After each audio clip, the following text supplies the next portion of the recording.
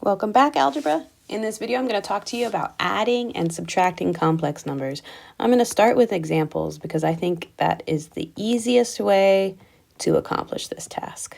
All right, so let's say I have this problem and I want to add this complex number, 3 subtract 4i, and I want to add that to this complex number, 2 plus 5i.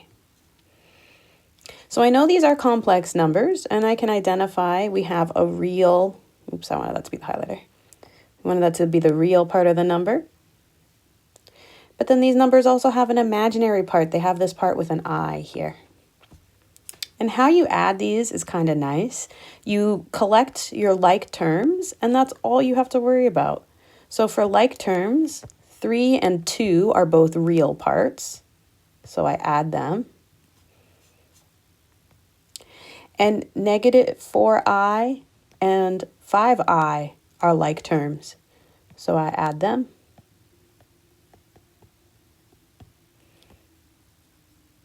And then that's just it. That's my final answer. So then I end up with 5 plus 1i as a final answer. Let's do an example of subtraction.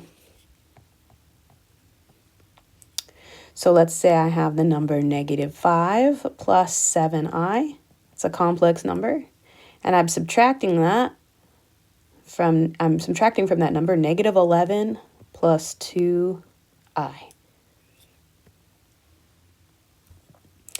And again, these are complex numbers because of this imaginary part that we have here. An imaginary part and the real part. And when we're subtracting, we're just going to do it by like terms, which is kind of nice. So my real parts are like, and my imaginary parts are like. So I'm going to take my real negative 5 and subtract from that negative 11.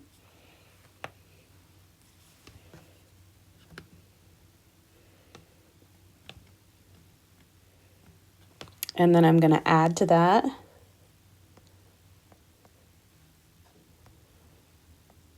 my imaginary 7i, subtract 2i.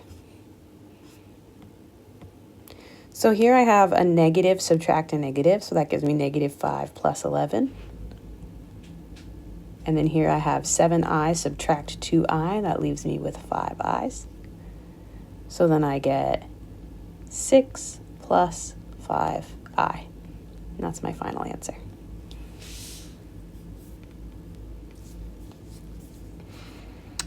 So I'm going to give you a formula that your book presents now that I've showed you a couple examples, and I think you'll be able to see where that's coming from. So for adding complex numbers,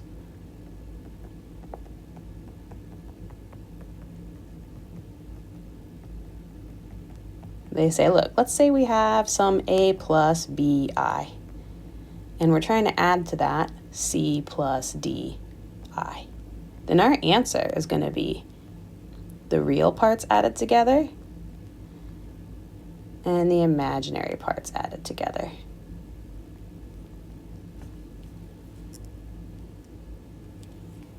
Same for subtracting complex numbers.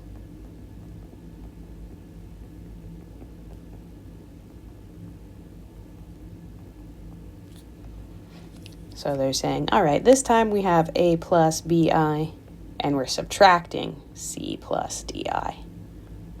Well, that's going to give us a subtract c plus b subtract d multiplied by I.